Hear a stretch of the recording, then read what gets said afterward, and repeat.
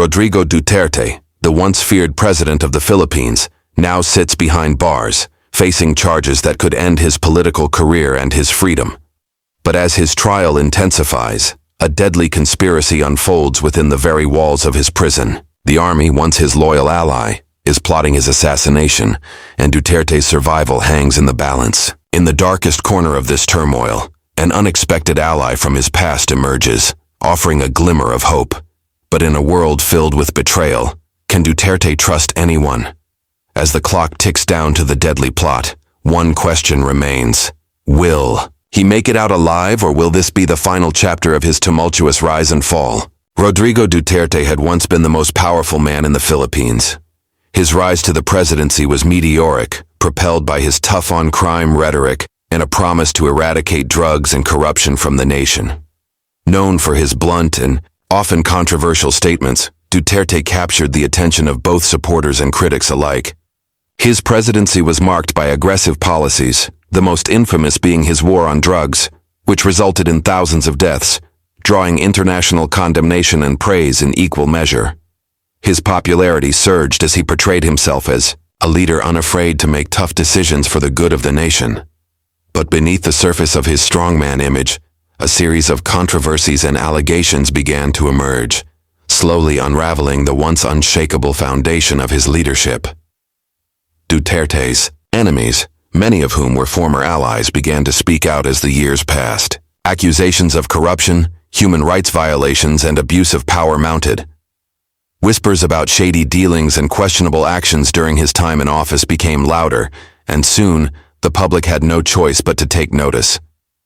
Critics who had once been silenced by his power now rallied against him, seeking justice for the countless lives lost and the damage done. Duterte's position grew increasingly precarious as legal challenges piled up against him. Investigations were launched into his administration's actions, with the most serious charges pointing to his role in the extrajudicial killings during the war on drugs. What once seemed impossible, the idea of Duterte facing trial, suddenly became a reality. In a matter of months, the once dominant leader found himself under arrest, stripped of his presidential immunity and power. The Philippine legal system, which had long operated with a sense of impunity for the elite, now turned its gaze toward the former president. The courtroom became the stage for a dramatic and highly publicized trial. Each day the media swarmed, capturing every moment for the world to see. Duterte, who had once been the embodiment of strength, now appeared vulnerable, shackled not just by the charges against him, but by the weight of his own actions. Duterte's supporters, once fiercely loyal to him, were divided. Some saw him as a hero who had fought for the country's safety, while others felt betrayed by the very man they had once believed in.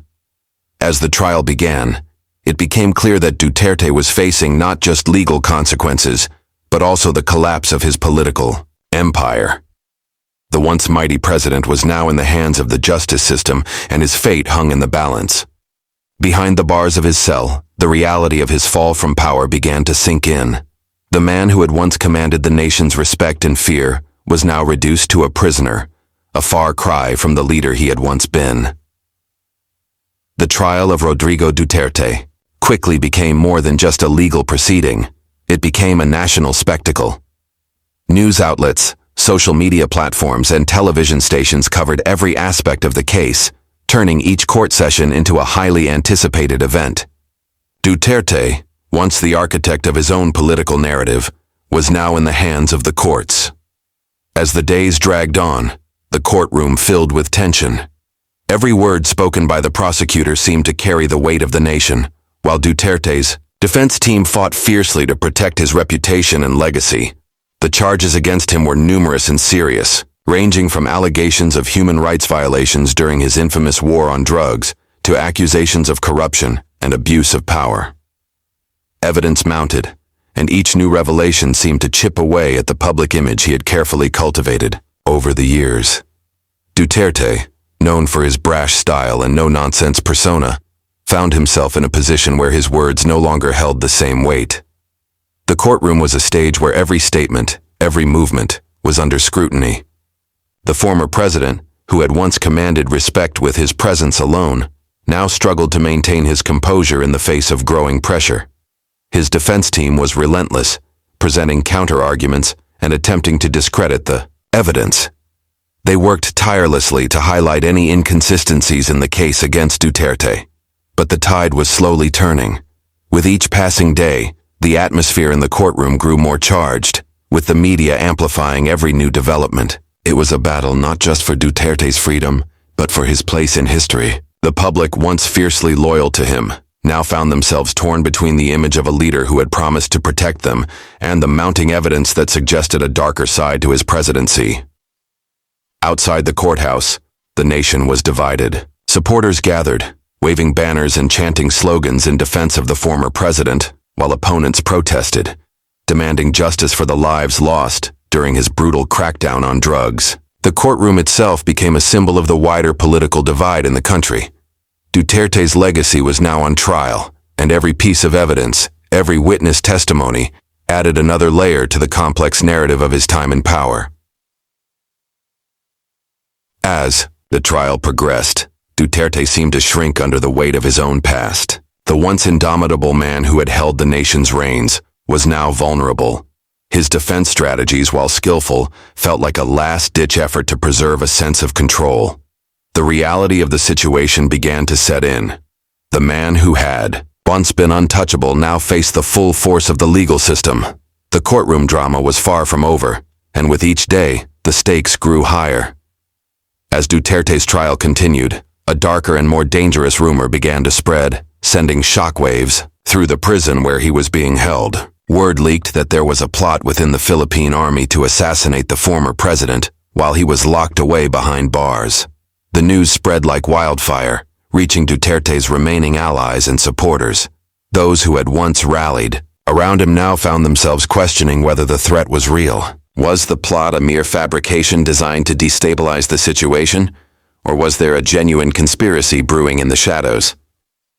Duterte had always been a man of action, used to calling the shots from a position of power. But now, isolated within the confines of his cell, he was vulnerable. The very army that had once been loyal to him seemed to be splintering. Some factions of the military, angered by his downfall, were rumored to have begun plotting his assassination as an act of revenge. It was said that the plotters believed that Duterte's death could send a powerful message, one that would destabilize his supporters and end any hope of him regaining influence. The fear of an assassination attempt loomed large over Duterte's prison life. He had spent years building a reputation as a strong, fearless leader who was unafraid of his enemies. But now, facing the walls of a prison cell, his vulnerability became painfully clear. His power was gone, his influence diminished, and now, it seemed there were those who sought to end his life before he could ever regain it. As the rumors spread, Duterte's once solid foundation began to crumble. The guards who had been assigned to protect him now appeared to be acting with hesitation, unsure whether they could trust their fellow officers. The prison system, which had once been a mechanism to maintain control over the country's criminals, now felt like a labyrinth of danger and betrayal. Duterte could not be sure who was friend and who was foe. Even the prison staff, who had once been loyal to the authority of the president, were now subject to their own divisions. Some whispered that certain guards were secretly sympathetic to the plotters, while others feared the consequences of being caught in the crossfire. The situation only became more chaotic when news of the plot reached Duterte's lawyers. While the defense team scrambled to determine if there was any truth to the rumors, they began to realize that their client's safety had become as much a concern as his trial.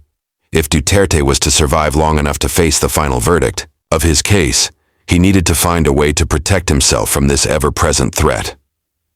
But there were no easy answers. The once unshakable president was now a man on the edge, fighting not only for his freedom, but for his life itself. As the rumors of an assassination plot against Duterte grew stronger, a deep sense of fear took hold of the former president. The once confident and fearless leader now found himself gripped by an overwhelming sense of vulnerability. Locked inside a high-security cell, his mind raced with thoughts of who could be behind the plan to end his life. The army, once loyal to him, now seemed like a shadow of its former self. Factions within the military were rumored to be divided, and Duterte was unsure who remained faithful to him or who had turned against him. He had spent years cultivating a network of powerful allies, but now it seemed that many of those allies were either too scared or too compromised to offer him the protection he so desperately needed. In the quiet of his cell, Duterte would lie, awake at night, his thoughts consumed by the idea of betrayal. He had always believed that power was his ultimate shield, that no one could touch him as long as he held control. But now, as his trial dragged on and the plot against his life loomed larger, the walls of the prison felt like they were closing. And the fear that had once been reserved for his enemies now seeped into his own mind, poisoning his every thought. Who could he trust? What if the very people he had once relied on, the military, the prison staff, even his closest confidants, were now involved in the plot against him? Every day, the atmosphere in the prison seemed to grow more tense. Guards who had once respected his position now acted with suspicion, their once strong loyalty wavering. Inmates who had been willing to turn a blind eye to his past actions now saw an opportunity to gain power, and the rumor mill churned relentlessly, amplifying every whisper. There were even reports of new prisoners being brought in, individuals with connections to the factions within the military that were rumored to be part of the assassination plot. Duterte began to sense the walls of his situation closing in. He could no longer take his safety for granted. With each passing day, the prison felt more like a trap. The outside world, which once bent to his will, now seemed distant and out of reach. Inside those cold, concrete walls, Duterte was forced to confront his own mortality. The once feared leader was now a man at the mercy of forces beyond his control. At times he would catch glimpses of the faces of the prison guards, wondering if one of them would be the one to strike. Each interaction, each word spoken to him, was laced with suspicion. Even the slightest gesture could be an indicator of someone's true intentions. The fear of an imminent threat became his constant companion, and there was no escape from the realization that his survival was no longer certain. The man who had once controlled the Philippines with an iron fist was now powerless, trapped by the very system he had built. Just when things seemed to spiral further out of control, an unexpected ally emerged from the shadows. It was a person whose name had long been associated with Duterte's inner circle, someone who had disappeared after the former president's fall from power, leaving the public to wonder what had happened to them. This individual, once a key figure in Duterte's administration, reappeared under mysterious circumstances. Their motives were unclear, and no one knew if they could truly be trusted, but their arrival brought a flicker of hope in the otherwise bleak situation. The ally had been in hiding for months, quietly gathering information and watching as Duterte's trial unfolded. They had seen the chaos and the threats surrounding the former president and knew that it was only a matter of time before Duterte's life was at risk. This person understood the inner workings of the military and the political landscape better than most, and they had crucial information that could either help clear Duterte's name or protect him from the dangers closing in on him. The former president, desperate for any advantage, reluctantly decided to put his trust in this mysterious figure, despite the lingering doubts. For days, this ally worked in the shadows, quietly making moves to secure Duterte's safety and gather intelligence on the supposed plot against him. They managed to leak information that confirmed the army's involvement in the assassination conspiracy. It was not just a rumor after all. There were powerful factions within the military that were determined to eliminate Duterte, believing that his death would send a message to the nation and reassert control over the government. This ally began to play a dangerous game, pulling strings behind the scenes, feeding critical information to Duterte's defense team, and simultaneously working to undermine the conspiracy from within. They had their own motives, perhaps a desire for revenge against those who had wronged them, or a deep loyalty to Duterte that had been hidden for months. But whatever the reason, they seemed determined to ensure that the former president survived. However, the alliance was not without its risks. Every move made in secrecy increased the danger for both Duterte and his ally. If the plot to assassinate Duterte was real, then anyone associated with him, even in a supportive capacity, was at risk. It became clear that this new partnership would either make or break Duterte's survival. The uncertainty was palpable. The former president knew that nothing was certain, but the possibility of survival had never felt so close. As his allies' efforts began to show results, Duterte started to believe that he might just have a chance. if he could stay one step ahead of those who wished to see him dead. The tension was high, and every day felt like a new gamble. As the investigation into the alleged assassination plot unfolded, it became increasingly clear that the army played a significant role in the unfolding drama. The once loyal military forces that had supported Duterte during his presidency now seemed divided, with factions emerging that either supported or opposed the former president. Some within the army were believed to be loyal to Duterte's old government, convinced that his downfall had been a betrayal of the promises he had made. Others, however, were seen as rising stars in the new regime, eager to distance themselves from Duterte's controversial leadership and seize power in the shifting political landscape. Whispers began to surface of military officers who were secretly plotting to remove Duterte from the equation, believing that his survival was a threat to their ambitions. These factions within the army were not a unified group, but a collection of individuals with their own agendas, each hoping to manipulate the situation to their advantage. The realization that such a plot existed sent shockwaves through the prison system, as well as through Duterte's remaining loyalists. If the army, which once revered him, could now turn against him, how could Duterte ever hope to find safety or reclaim his power? The possibility of a military coup became a very real threat, and the atmosphere inside the prison grew tense. As Duterte's trial continued, the former president's team of lawyers scrambled to gather evidence and contacts that could help expose the military's involvement. But the situation was delicate. If the army was indeed behind the assassination plot, any move to expose them could lead to catastrophic consequences, potentially sparking a larger conflict within the country. Duterte was no longer just fighting for his freedom. He was now entangled in a battle for his life, with the military itself as one of the most dangerous players in the game. While Duterte's defense team worked to understand the army's role in the plot, it became evident that they were running out of time. The situation was deteriorating rapidly, and the former president's survival seemed more uncertain with each passing day. Some of Duterte's closest allies in the military were said to be under suspicion, but no one could be trusted completely. Even those who had once been his staunchest supporters were now walking a tightrope, caught between loyalty to a former leader and the shifting tides of power. As the plot thickened, it was clear that Duterte was not just a man on trial. He was now a pawn in a larger game of political chess. His enemies within the army had shown their cards, and the pressure was mounting. The once ironclad bond between the president and the military had fractured, and now Duterte faced an enemy that was more elusive and dangerous than ever before.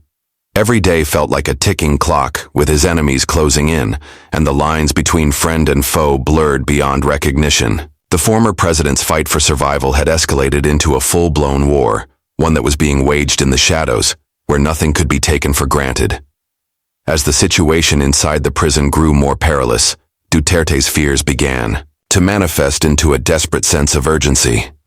The walls that once provided a semblance of security now seemed to close in on him. Each passing day brought new tension, and he could feel the shifting allegiances among the prison staff, his defense team, and even the few remaining loyalists still in contact with him. The whispers of betrayal were louder now, and the threat of an assassination attempt loomed as a constant, oppressive presence. Guards who had once maintained a respectful distance now acted with caution, and every visit from his lawyers felt more like a covert operation than a legal consultation. The environment within the prison was one of constant paranoia. Duterte's once strong network of connections had crumbled, leaving him exposed. The loyalty of his allies, both inside and outside the prison, was now in question. Some, once part of his inner circle, had either gone into hiding or publicly distanced themselves from him. Others had fallen victim to the shifting tides of politics and power. Duterte could no longer rely on the pillars that had once supported. His administration and his sense of isolation grew deeper each day. Inmates who had once kept their distance from the former president were now watching his every move. The rumors of his impending assassination were circulating in hushed tones, but the whispers had begun to grow louder. Many saw his imprisonment as an opportunity to increase their own standing in the prison hierarchy. Some were merely opportunistic, while others were eager to settle scores, whether for personal grievances or ideological differences. Duterte, Once a man who commanded respect and fear, was now a man surrounded by enemies both within and outside. The prison walls. The reality was stark. If someone wanted to take him out, they likely wouldn't have to look far to find a willing accomplice. Despite the growing sense of danger, Duterte refused to give in to despair. He had lived his life by the principle that only the strongest survive, and he wasn't about to let his enemies take that away from him. The alliance with his mysterious former ally, who had resurfaced with critical information about the military plot, became his lifeline. But even this ally who had promised to help him remained an enigma. Duterte could sense that their motivations were far from pure, but he had little choice but to trust them. The stakes were too high, and he had nowhere else to turn. Nighttime in the prison was the worst. The silence would fall over the compound like a heavy cloak, and the sounds of footsteps echoing through the hallways became a constant reminder of the threat he faced. Every shadow seemed to hold a potential assassin, every flicker of light a harbinger of danger. It wasn't just the army he had to worry about now. The prison had become a pressure cooker of uncertainty, where any wrong move could lead to his death. As he lay in his cell, Duterte's mind raced. He could hear the faint murmurs of prisoners discussing his fate, and with each passing day, the whispers grew more sinister. Even those who had once sworn to protect him were now potential threats. His survival had become a complex game of strategy, where every decision mattered. The former president, once untouchable, was now forced to navigate a treacherous world, trapped in a prison where loyalty had become a currency he could no longer afford. The walls seemed to close in tighter, and with each passing hour, Duterte's future grew more uncertain. As the days wore on, the tension within the prison reached a breaking point. The rumors of an assassination plot continued to spread like wildfire, and Duterte's once formidable sense of control had completely eroded. His ally, the mysterious figure who had reappeared from his past, worked tirelessly behind the scenes to gather intel and manipulate the situation. However, every move they made seemed to be countered by those who sought Duterte's end. The prison itself had become a battleground of sorts, where power and influence were constantly shifting, and survival was no longer guaranteed. Duterte's ability to navigate the world around him seemed to be dwindling. The prison that had once been a place of confinement now felt like a game of survival. The guards were unreliable, with some taking bribes from outside factions and others fearing for their own safety should they be caught on the wrong side of the conspiracy. Even the few remaining loyal officers seemed to be watching their backs, unsure where to place their trust. The former president, once a symbol of power, was now reduced to a figure isolated in his cell, a man unable to rely on anyone but himself. His thoughts often spiraled. Who could he trust? Could his former ally, despite their enigmatic nature, be truly loyal? Or were they merely a player in a much larger scheme? Duterte could no longer afford to be naive. He was keenly aware that those who worked in the shadows, those who operated without the constraints of law, were the true threats. The conspiracy against him had evolved beyond military factions to include shadowy figures within the prison system itself, as well as politicians who had been quietly biding their time for the perfect moment to strike. Despite all the uncertainty, Duterte's fight for survival had begun to take on a new urgency. He had always been a man who relied on calculated risks, but now, even the smallest move could be a matter of life and death. His ally, still operating in secret, had managed to uncover details of a key figure in the plot. Someone with direct access to the prison. This person, a senior officer with ties to the factions within the army, was rumored to be the mastermind behind the assassination attempt. The news was both a relief and a curse.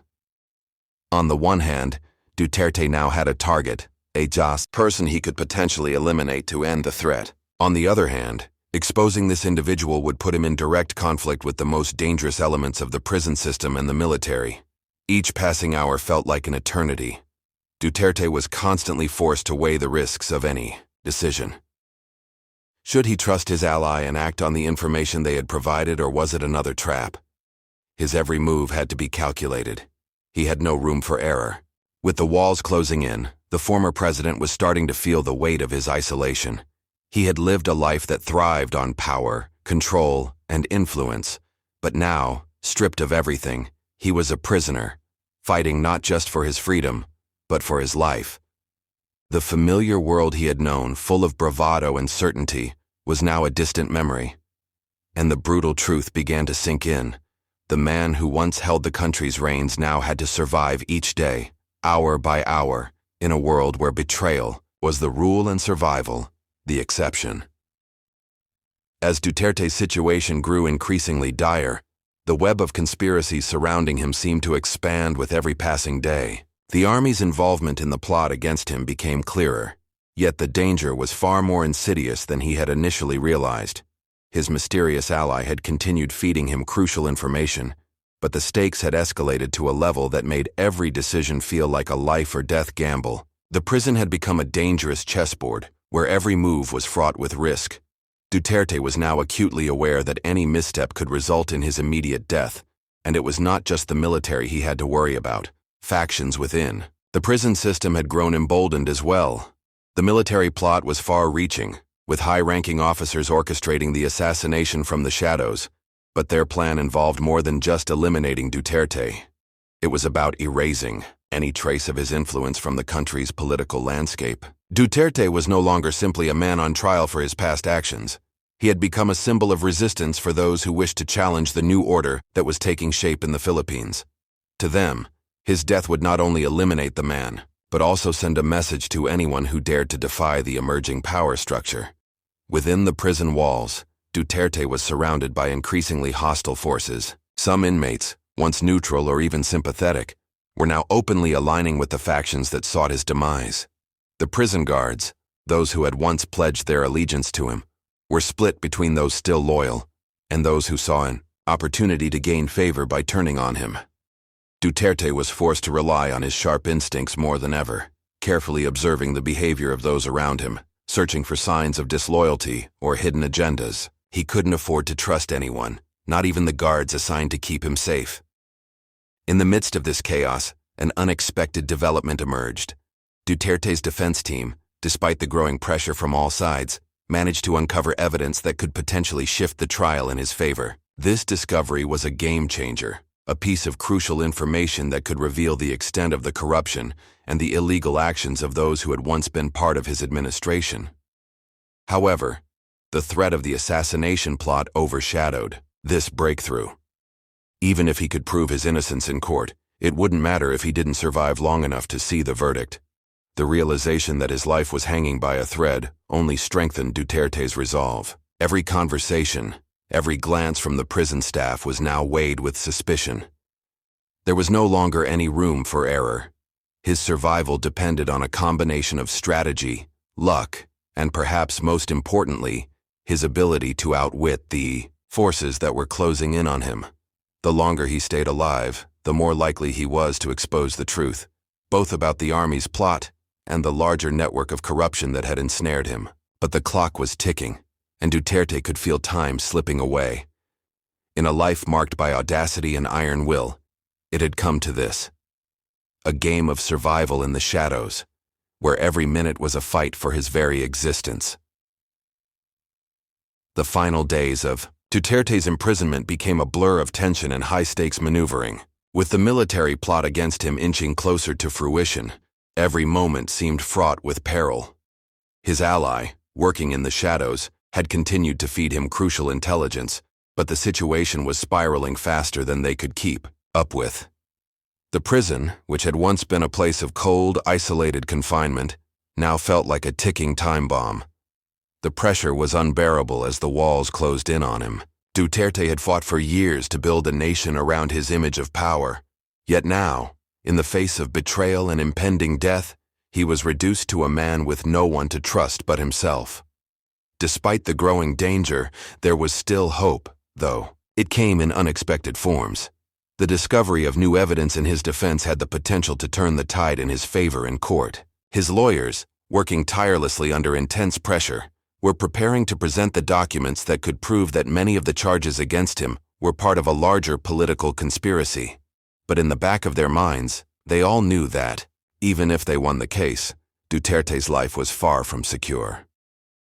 The trial, as important as it was, had become secondary to the real fight. one for his survival. Duterte was no longer just facing his trial in court. He was facing a war within the walls of the prison, a battle he could not afford to lose. He became more calculating, more cautious. Every interaction was a potential risk, and every shift in the atmosphere of the prison was a sign that something was amiss.